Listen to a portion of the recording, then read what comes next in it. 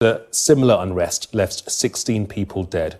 We're joined now by Julie Mehigan from Christian Aid. She's been to Gaza many times and is familiar with the situation on the ground. And really good to talk to you, Julie. Just give us an idea, give us a sense of the current conditions on the ground. Hi, Gamal. Thanks. So what we're hearing from partners on the ground is that largely peaceful protests are taking place right around the Gaza perimeter. There are thousands of people who have gathered in tents in a sort of festival-like atmosphere outside, well outside the security buffer zone that is imposed by the Israeli military.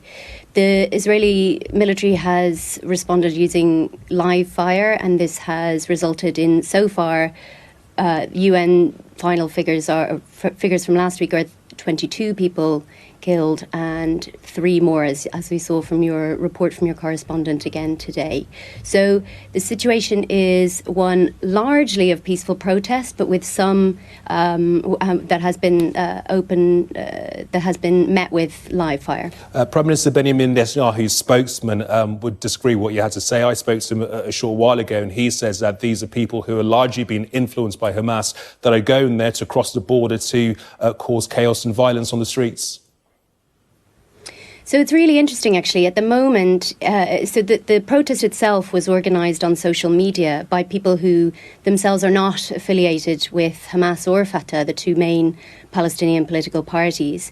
They don't see themselves as part of this at all, which is, and so obviously, you know, there's 2 million people in the Gaza Strip. Not everybody agrees that this protest should be peaceful, so you are going to have people who are acting differently. But the information that we're receiving from our long-term partners on the ground is that, by and large, this is about a grassroots movement that is seeking to defend the rights of Palestinians in a way that is non-violent and in a way that demonstrates, frankly, the number of people who are there demonstrating is really indicative of the desperate situation that people find themselves in. 16 dead last week, 2 dead today. How are aid organisations preparing themselves for the weeks ahead?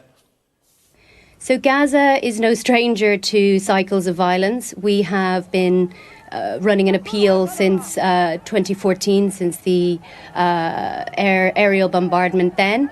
That, as part of that, we've been working on preparedness. So that's everything from psychological first aid, what to do with people when they are experiencing post-traumatic stress, to working with farmers to harvest rainwater. In this instance, what we do is it's about standing with our partners and carrying out advocacy to demonstrate what is really going on, because it does feel that the portrayal of what's happening in Gaza is really focusing on the negative and not showing that this is very much a grassroots, large-scale, largely peaceful demonstration that has been met with violent attacks. Israeli soldiers have the right to defend themselves, though? Our partners, Adala particularly, who are based inside Israel, are very concerned that there have been violations of international humanitarian law. We would stand with them in that, and we would say that we stand with the UN Secretary General, who has called for an independent investigation of what has gone on. What can we expect for the next few weeks ahead? Because these protests are said to go on, or will be going on, for the next 6 weeks or so.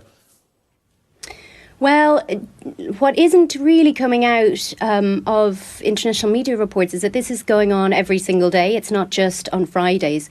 On Fridays, it's the most dangerous time. That's when, following prayers, people are often emboldened and mobilise.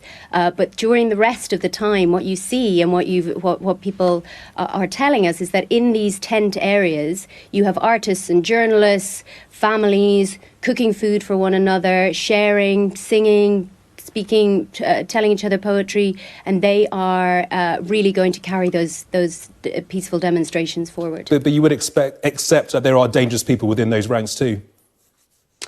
As I said, 2 million people in the Gaza Strip, they're not all going to agree that this has to be a peaceful demonstration.